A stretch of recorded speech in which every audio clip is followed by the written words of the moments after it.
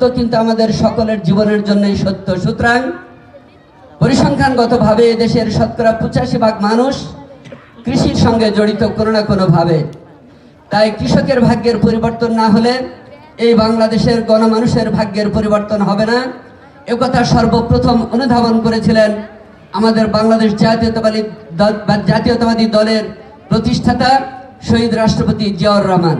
যে কারণেই এদেশের কৃষকের ভাগ্যের উন্নতির জন্য তিনি রাষ্ট্র ক্ষমতায় আসবার পরেই সবুজ বিপ্লবের ডাক দিয়েছিলেন, বৃক্ষরোপণ কর্মসূচির আহ্বান করেছিলেন, খাল খনন কর্মসূচির ডাক দিয়েছিলেন, বরেন্দ্র অঞ্চলে ডিপ টিউবওয়েলের মাধ্যমে ফসল পানি করবার ব্যবস্থা করে দিয়েছিলেন।